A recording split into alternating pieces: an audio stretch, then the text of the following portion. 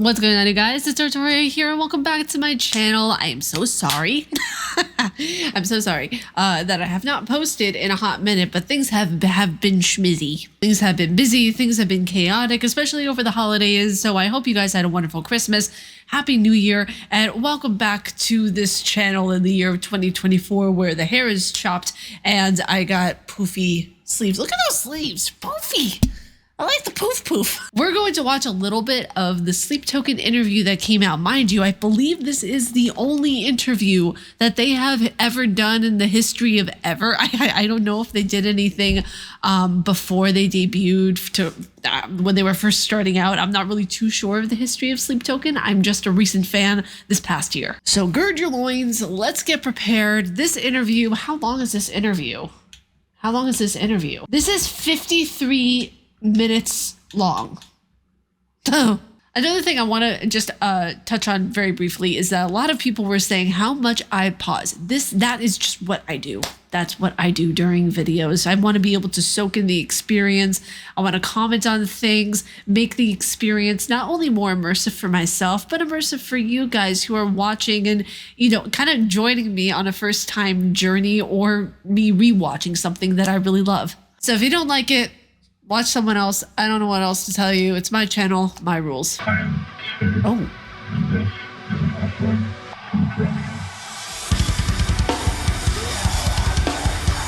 Hold on, I need to restart that because that took me that kind of took me by surprise, not gonna lie. And you also need to up the ante on the volume.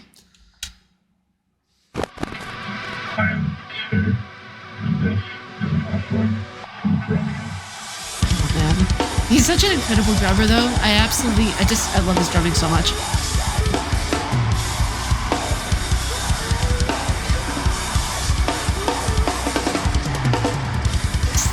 I love it. I'm no drummer, so I'm just so impressed by I'm so impressed by it.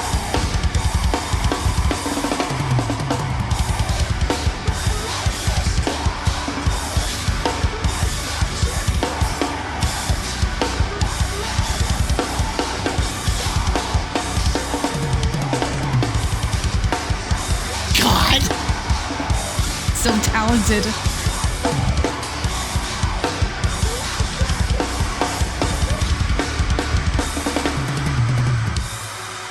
What an intro to Drumeo Live.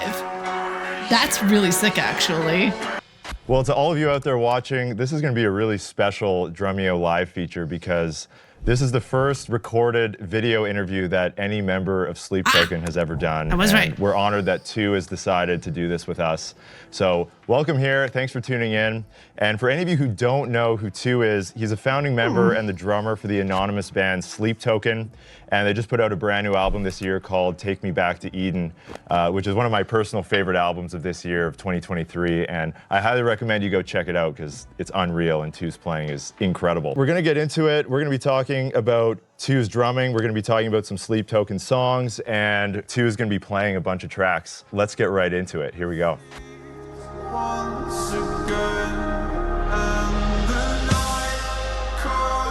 I love this song so much. The producer was probably having a meeting with them whenever they first started the band, and they were like, okay, so what genre are we going for? Yes, but just everything combined, and I absolutely love it. From the drums, you can hear lots of influences just in your playing. You can hear rock, metal, electronic music. How do you apply all of this within your drum parts? I've always personally taken a lot of inspiration from the UK dance music scene. Ooh, interesting. To the various subgenres of drum and bass specifically. One thing, I know, oh my God, she pauses so much. One thing I'm petty, I'm sorry. One thing I am going to mention though is that when you hear the disguising of the voice, I don't think I've seen any artist or band who is anonymous go and actually practice what they preach. You can tell that this is a band that takes so much pride in what they do and how they perform and how their music comes across to their audience. So when I see an interview not only with the face masks, but even the voice cloaking. It coincides with what they are trying to be presented as. They want to be known for their music. They don't want to be known for their face or how they look like or who they're dating or what's going on in the culture. They want to be known for simply their art. And I have so much respect for that. To incorporate stylistic traits from those genres into my vocabulary as a drummer. Oh, God. This whole band has me in a chokehold. I actually just realized a lot of it is showing the songs of Sleep Token. So I'm going to listen to that on my own, but I'm going to go over just the interview bits in this video. So, yep. Over the 3 Sleep Token records, how has your playing evolved from the first to the last album? I would say that while my stylistic approach and goals have generally stayed the same, my vocabulary on the kit has expanded. I tried to work on not always using the same phrases or using those phrases in the same voicing to ensure the parts remain somewhat interesting. However, this in itself is a continual work in progress. As a player, I will admit that I, like others, don't always achieve this. Pausing. Notice how he is purposefully choosing his words and being thoughtful about what he's saying.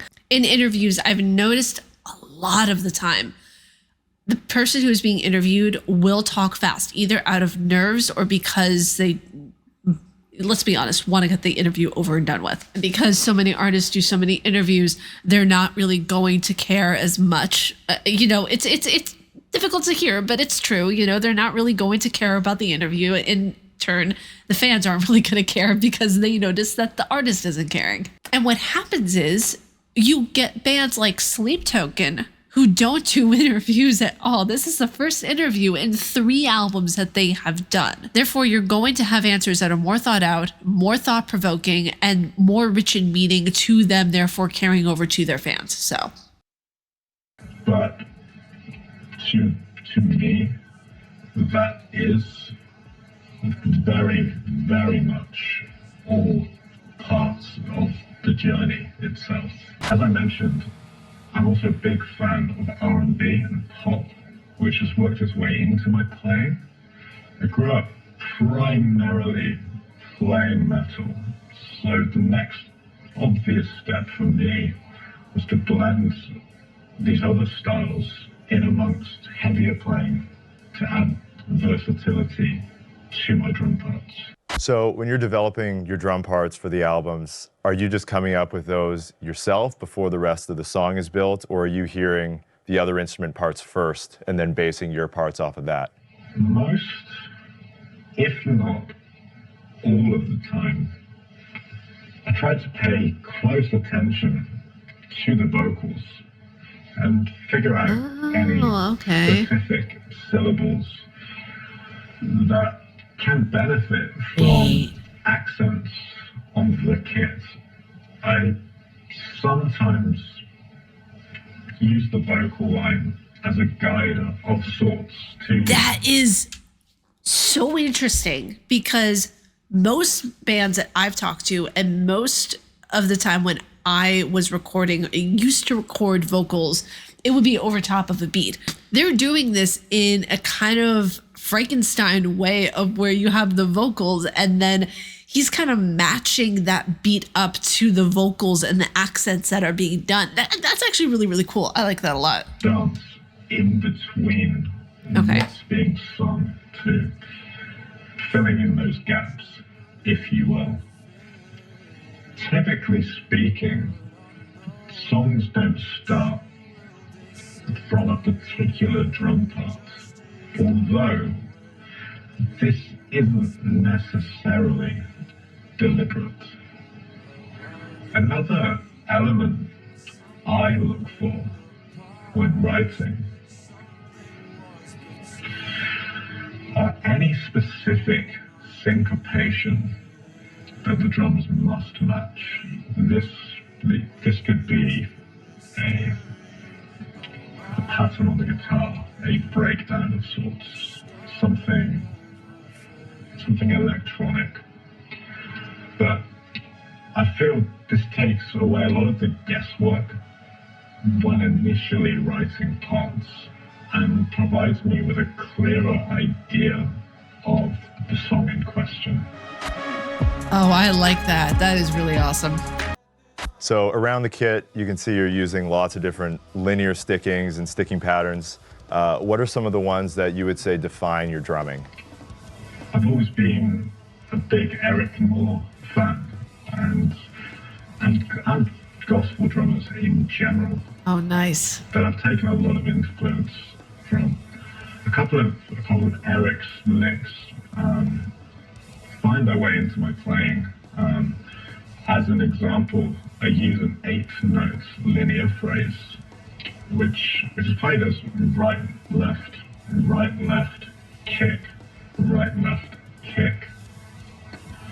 That, along with a phrase called the 3-1-3-2, which is a triplet phrasing of 9 notes, played as right, left, right, kick, right, left, right again on the hands, and then finished with 2 notes on the kick.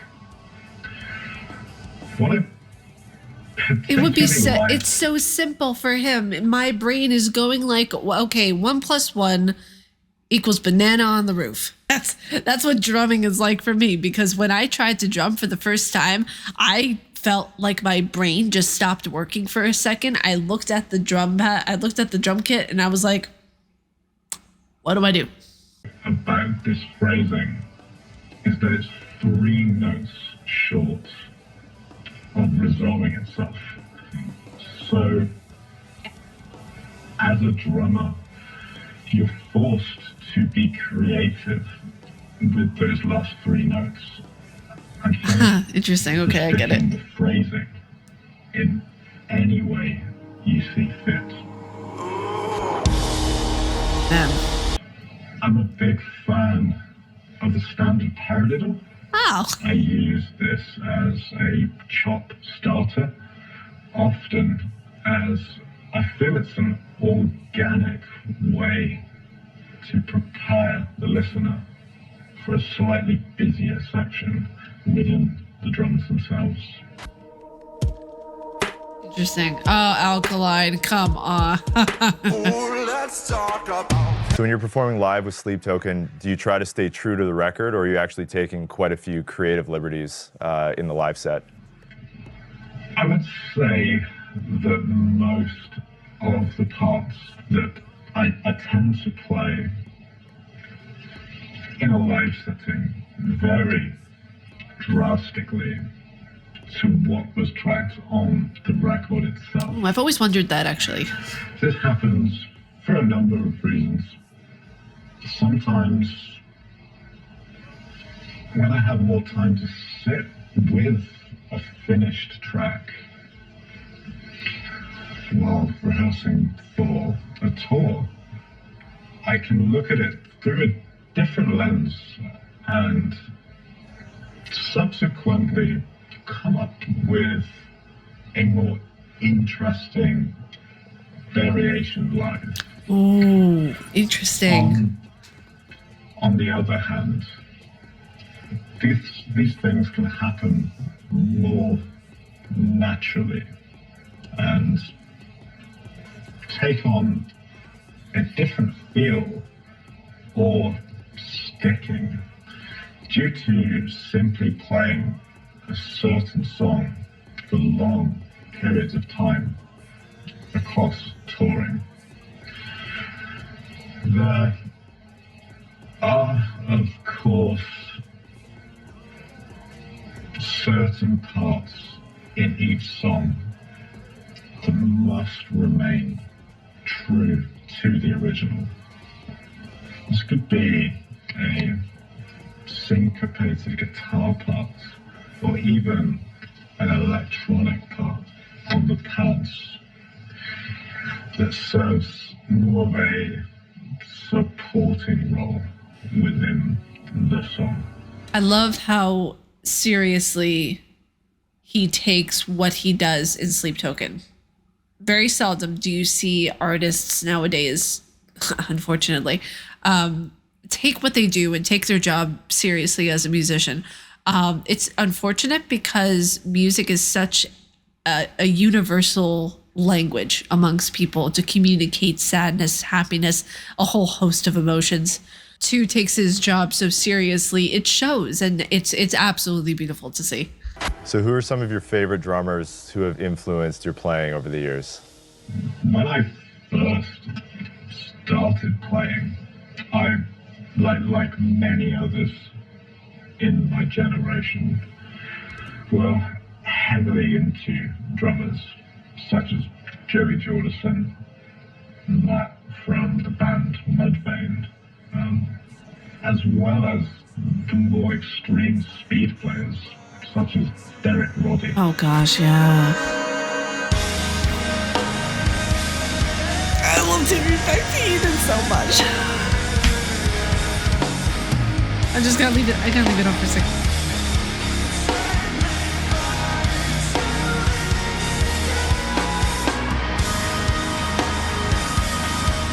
So, two, what are some of your favorite Sleep Token songs to perform live?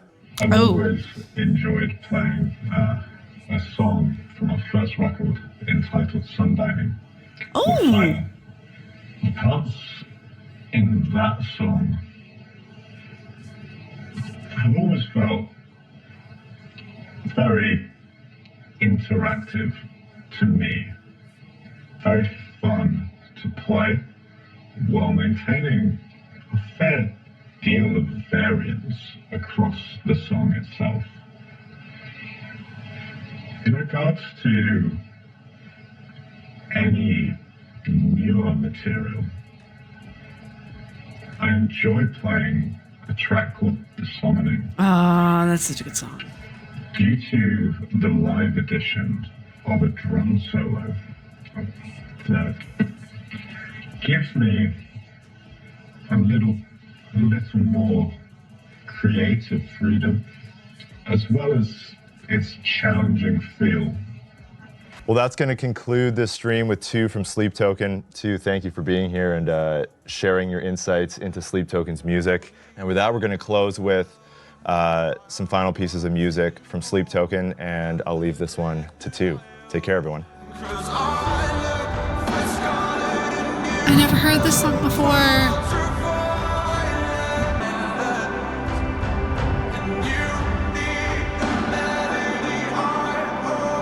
Raise your phones, people. But yeah, that was my reaction to Sleep Token's 2, An Offering from Dromeo. I honestly loved this interview. I thought that it was so well done, and the answers were so incredibly meaningful. And this interview was anything but generic. It was so well thought out. It was so well done. It was so well crafted. Shout out to Dromeo. Seriously, shout out to what they do, because honestly, this was just a very well done review. Honestly, this interview was fantastic. I loved it. I'm going to listen to the songs that I haven't listened to yet, unless you guys would want me to listen to those on here for a reaction video. Yeah, let me know some Sleep Token songs down in the comments. That way, if I haven't heard them, I can do a reaction video to them. Also, just want to let you guys know that there is going to be a cover coming in about a few days, give or take. It's my cover on Swimming Home from Evanescence. I hope you guys enjoyed the video. Praise the sun and all that stuff, and I'll see y'all in the next one.